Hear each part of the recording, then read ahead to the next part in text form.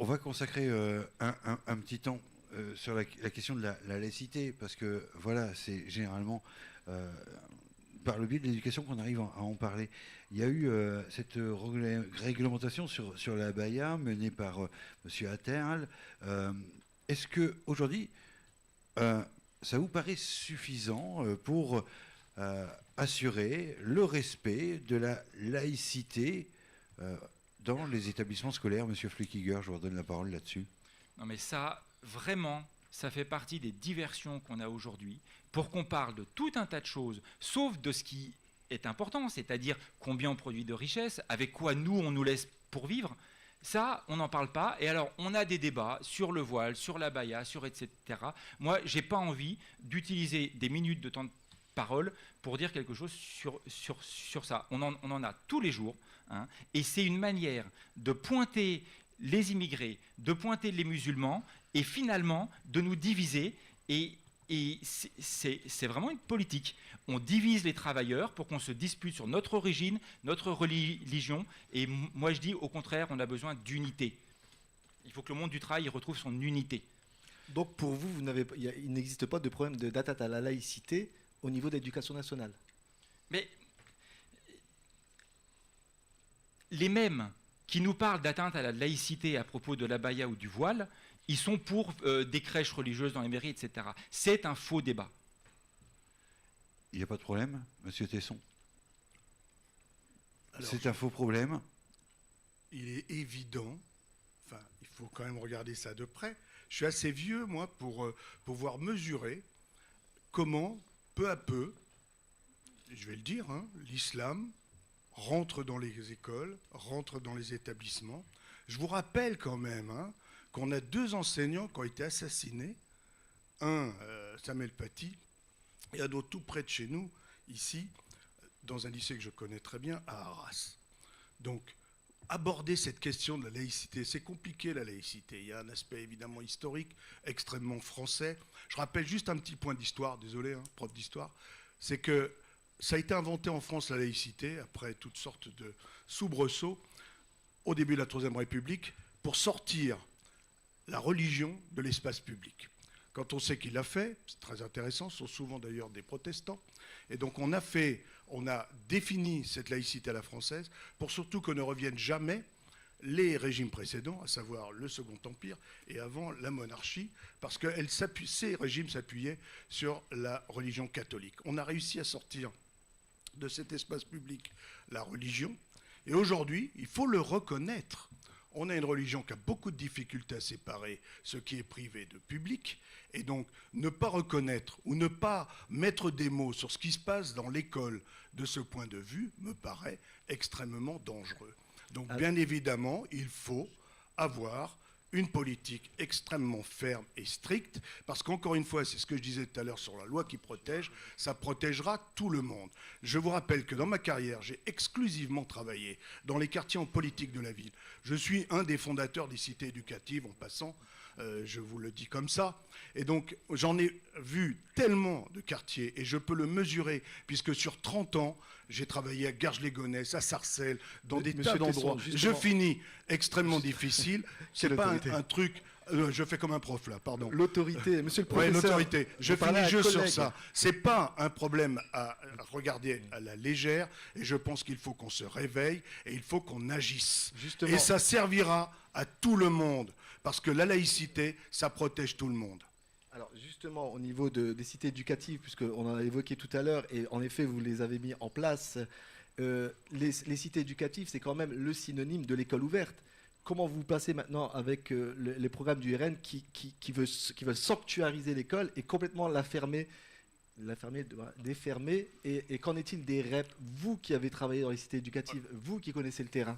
Je cite juste ça. J'ai horreur du mélange des genres, et en l'occurrence, en tant que haut fonctionnaire en charge, j'étais le pilote national de la cité éducative, j'ai aucune envie de rentrer là-dedans, parce que je pense que c'est se mettre en porte-à-faux. Il n'y a aucune contradiction, aucune, pour moi, dans ce qu'on essaye de faire dans les cités éducatives et dans ce que nous proposons, nous, dans notre programme. Ça vous étonne, mais c'est une réalité. C'est-à-dire nous présenter comme une sorte d'épouvantail qui demain, arrivant au pouvoir, va dire à tous les gens d'origine étrangère, vous prenez le bateau, le train et vous quittez le pays. Mais c'est totalement absurde. La France a besoin de gens de tout horizon qui aiment leur pays.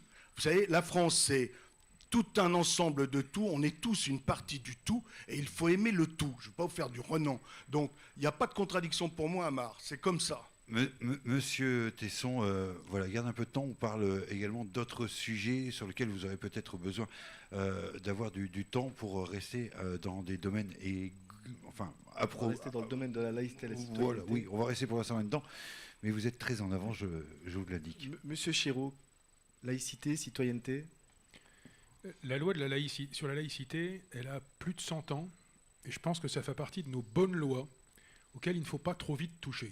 Rappelons que le premier article de la loi de 1905, c'est un article protecteur qui dit que la République, et je pense que c'est son honneur, garantit le libre exercice de tous les cultes.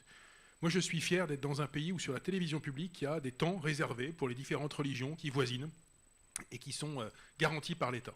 C'est d'abord une mesure de protection, la laïcité. Ensuite, évidemment, il faut aménager cette liberté, mais on touche toujours à la liberté avec prudence. Et il ne faut pas trop toucher à la liberté. Les limites que nous lui avons fixées me semblent aujourd'hui bonnes. Il y en a deux principalement. La première limite, c'est quand on est fonctionnaire public, pas seulement d'État, mais fonctionnaire, aucun signe religieux. J'y souscris et j'y suis très vigilant dans les services de la ville de Douai. La deuxième limite, c'est que quand on est un mineur, dans le cadre scolaire, le mineur aussi est astreint à ne pas présenter de signes religieux, et ça aussi j'y souscris parce qu'il est important qu'il y ait un lieu, à un moment donné, dans l'éducation d'un enfant, où, à l'abri de toute influence religieuse, et sans critiquer les religions, on puisse proposer à l'enfant de s'émanciper avec la science, la philosophie, la littérature. Et la formation religieuse peut tout à fait se faire ailleurs dans la famille et dans d'autres cadres. Voilà les limites qui sont posées à la liberté religieuse en France. Je pense que ce sont des limites qui ont du sens, mais attention à ne pas priver les citoyennes et les citoyens de ce pays de leur liberté fondamentale sur l'espace public de manière inconsidérée. Je rappelle que le premier terme de la devise française, c'est liberté. La laïcité, trop souvent, est utilisée comme une arme, sans vouloir l'admettre, contre une religion particulière. Je pense que c'est la détourner gravement de son esprit originel. Merci. Alors, vous évoquiez justement le statut du fonctionnaire, de l'enseignant, de l'élève, mais dans les écoles, il y a un troisième statut. Que fait-on des accompagnants scolaires ? Pour moi, l'accompagnant scolaire n'est pas un fonctionnaire. Et dans certains cas, c'est compliqué d'avoir des accompagnants scolaires si on dit souvent à une maman qu'on lui demande, par exemple, de retirer son foulard, parce que c'est souvent le cas qu'on rencontre. Cette maman n'est pas dépositaire de l'autorité de l'État parce que c'est l'enseignant qui fait cours. C'est l'enseignant qui dispense le contenu éducatif. Donc je pense que ça peut être un aménagement qui a du sens. La limite, encore une fois, limiter la liberté, c'est quelque chose qu'on doit faire avec prudence. Pour les fonctionnaires, oui. Pour les mineurs dans le cadre scolaire, oui. Attention à ne pas aller trop loin, trop vite. La liberté, c'est une valeur qui a du sens. Monsieur Boisa, est-ce que vous êtes d'accord avec cette idée de laisser la libre appréciation au directeur sur les accompagnants ? Sur les accompagnants scolaires ? Oui, c'est ça. Oui, alors, en partie, on va dire, parce que pour moi, les accompagnants scolaires, si vous voulez, ils vont être là, et pour avoir été longtemps à l'école, parce que sur tous les candidats, je suis le plus jeune, donc je suis sorti de l'école il n'y a pas si longtemps que ça, donc j'ai quand même côtoyé des établissements scolaires, que ce soit du public ou du privé, un peu plus du privé.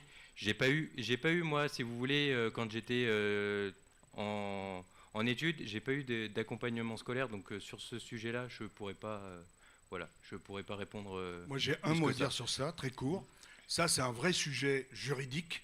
Je ne vais pas vous sortir des arrêts de jurisprudence administrative, mais dès que vous êtes un collaborateur occasionnel du service public, vous relevez de la protection exactement du fonctionnaire. Donc là, il y a un vrai sujet par rapport aux accompagnants. Et il y a un autre élément que moi je connais, parce que je suis un garçon qui a beaucoup travaillé dans les quartiers.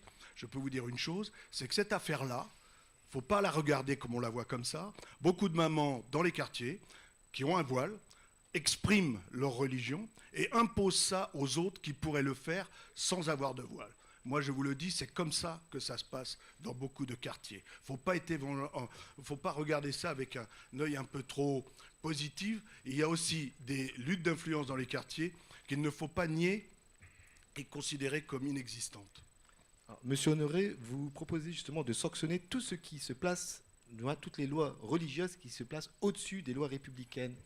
Comment feriez-vous? Alors, Et lesquelles? je pense déjà pour moi, là je pense qu'on est tous d'accord là-dessus, l'école doit rester un temple. Pour moi, je pense que c'est quelque chose d'important, c'est quelque chose d'assez primordial. La loi laïcité de 1905 est bien faite et bien construite. Il y a des ajouts qui sont ajoutés, comme là avec la Baïa récemment. Alors, au niveau de la Baïa, vous confirmez que c'est une législation, une loi? C'est une prérogative qui a été prise par le gouvernement face forcément à un événement qui s'est produit où ils ont pris cette décision, mais ça n'a pas été inscrit dans la loi. Et comment ça se fait? Alors pourquoi ne pas l'avoir inscrit? Je pense qu'il est compliqué à ce niveau-là de pouvoir légiférer là-dessus et ça, c'est mon avis. Après, c'est pas l'avis du gouvernement, bien évidemment, mais je pense qu'il est important, une nouvelle fois, se renseigner auprès des enseignants, des principales, des directeurs d'école, pour avoir réellement une législation là-dessus. Mais je pense que légiférer seulement sur ce point-là, ce serait peut-être un peu abusif. Il faut étendre le champ des possibilités. Pour moi, la laïcité, ça doit être tenu d'une main de fer dans une école. Dans une école, dans un collège, dans un lycée, peu importe. Il faut... Monsieur Tesson revenait sur les horribles assassinats qu'il y a eu sur les enseignants. Il faut de toute façon que les enseignants soient soutenus à la moindre alerte, au moindre problème, au moindre tweet, parce que maintenant ça se passe comme ça. Dès le moment où on a un professeur qui est ciblé, il est important que le professeur soit soutenu et suivi. Il y a eu défaillance sur ce sujet-là, il n'y a aucun doute là-dessus. Donc plus de surveillance, plus de suivi, c'est primordial. Et après, pour revenir sur une chose, quand on parle des accompagnants scolaires, dès le moment où quelqu'un met un pied dans l'école, il est dans l'établissement. Et je pense qu'il est important qu'il soit soumis aux mêmes règles. Et surtout, là où je ne rejoins pas M. Chéreau, ne faisons pas peser la responsabilité au directeur d'école ou au proviseur de dire « attention, moi, je ne veux pas ». Et lui, par contre, le directeur de l'école, je ne sais pas, de la ville d'à côté, va dire « bah oui, moi, il n'y a pas de problème ». Je pense que là, on cible directement le directeur d'école ou le principal, et je pense que c'est dangereux. Frédéric Chéreau, une réaction, vous avez été interpellé? Oui, encore une fois, alors c'est un micro-sujet, celui des accompagnants, mais c'est un vrai sujet. Je suis d'accord. C'est parce qu'on en parle. Oui, mais je suis d'accord pour qu'il y ait une consigne nationale et que ce soit clair pour les chefs d'établissement. Une chose encore, quand à un moment donné, on attaque frontalement les valeurs de l'école et de la République, la réaction doit être effectivement, immédiatement, très ferme. Voilà. Mais moi, je fais une différence quand même entre le terroriste et la maman qui est attentive à la réussite de ses gamins, qui souscrit aux valeurs de l'école et à qui on propose d'accompagner un voyage. Je ne pointe pas du doigt, voilà. Je ne pointe pas Attention à ne pas tout spécialement un mélanger. signe religieux, je pointe tous les signes religieux. Mais on est d'accord pour qu'il y ait une consigne, c'est beaucoup plus simple pour les chefs Il ne d'établissement. faut pas les mettre en danger. Tout à fait. C'est pas possible.